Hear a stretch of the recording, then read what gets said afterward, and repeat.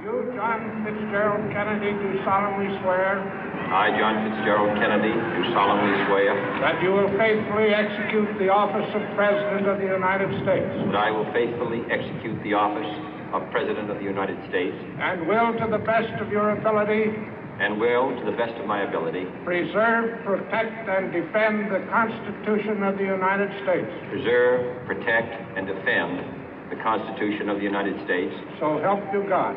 So help me God.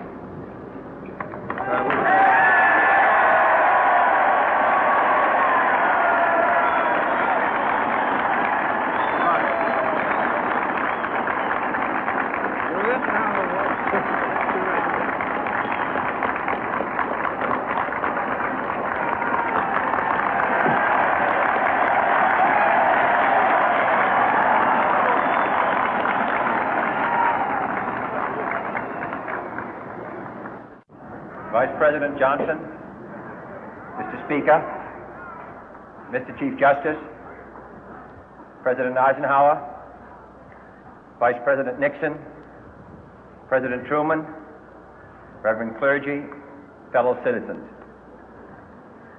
We observe today not a victory of party, but a celebration of freedom, symbolizing an end as well as a beginning, signifying renewal as well as change.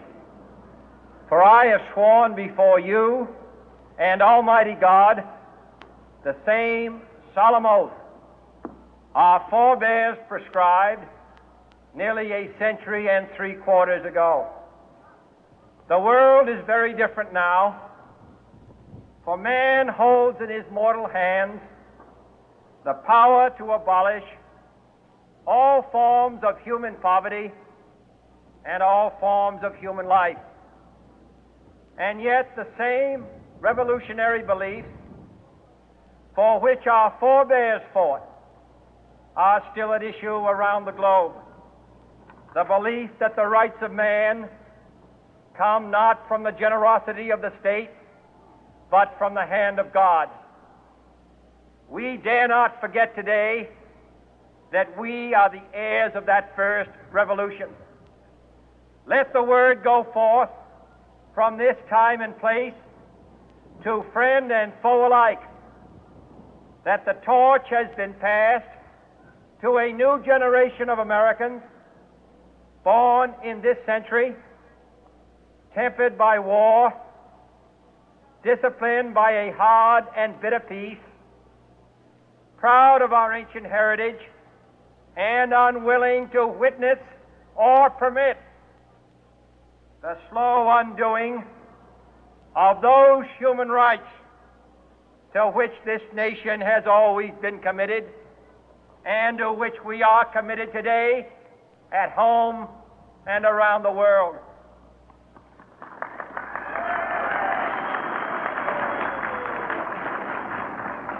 Let every nation know, whether it wishes us well or ill, that we shall pay any price, bear any burden, meet any hardship, support any friend, oppose any foe to assure the survival and the success of liberty.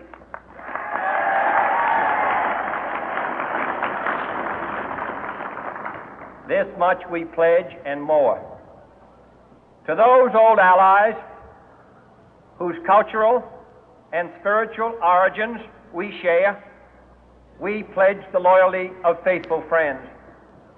United, there is little we cannot do in a host of cooperative ventures. Divided, there is little we can do, for we dare not meet a powerful challenge at odds and split asunder. To those new states whom we welcome to the ranks of the free, we pledge our word that one form of colonial control shall not have passed away, merely to be replaced by a far more iron tyranny. We shall not always expect to find them supporting our view, but we shall always hope to find them strongly supporting their own freedom, and to remember that in the past, those who foolishly sought power by riding the back of the tiger ended up inside.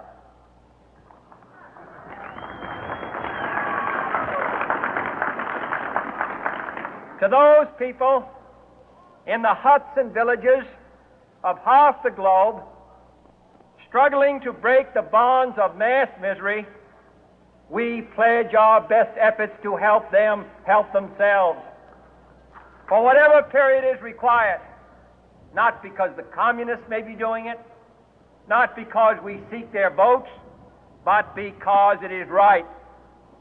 If a free society cannot help the many who are poor, it cannot save the few who are rich.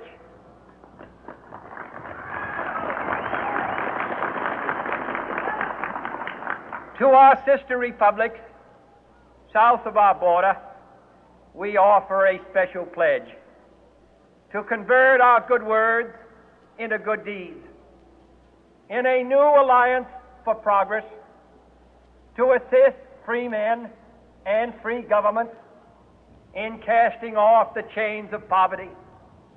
But this peaceful revolution of hope cannot become the prey of hostile powers.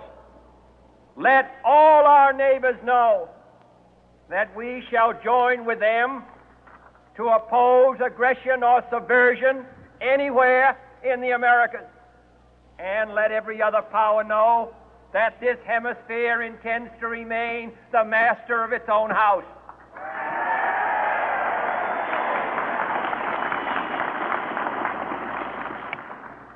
To that World Assembly of Sovereign States, the United Nations, our last best hope, in an age where the instruments of war have far outpaced the instruments of peace, we renew our pledge of support to prevent it from becoming merely a forum for invective, to strengthen its shield of the new and the weak, and to enlarge the area in which its writ may run.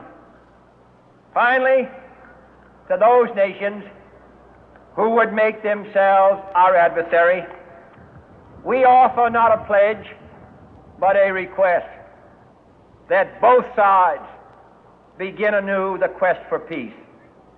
Before the dark powers of destruction, unleashed by science, engulf all humanity in planned or accidental self-destruction, we dare not tempt them with weakness, for only when our arms are sufficient beyond doubt can we be certain beyond doubt that they will never be employed.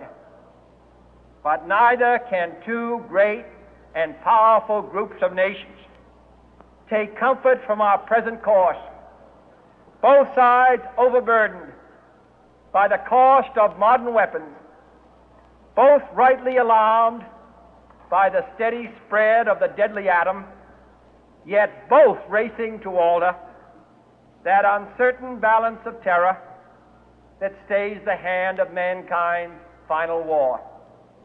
So let us begin anew, remembering on both sides that civility is not a sign of weakness, and sincerity is always subject to proof.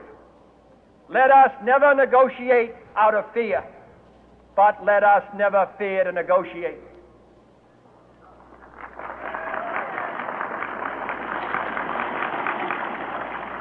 Let both sides explore what problems unite us, instead of belaboring those problems which divide us. Let both sides, for the first time, formulate serious and precise proposals for the inspection and control of arms, and bring the absolute power to destroy other nations under the absolute control of all nations.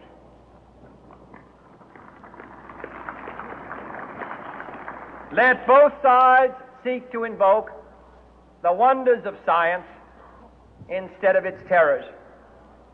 Together, let us explore the stars, conquer the deserts, eradicate disease, tap the ocean depth, and encourage the arts and commerce.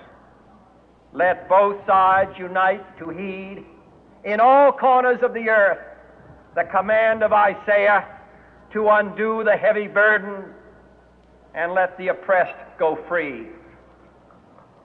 And if a beachhead of cooperation may push back the jungle of suspicion, let both sides join in creating a new endeavor, not a new balance of power, but a new world of law, where the strong are just and the weak secure and the peace preserved. All this will not be finished in the first 100 days, nor will it be finished in the first 1,000 days, nor in the life of this administration, nor even perhaps in our lifetime on this planet. But let us begin.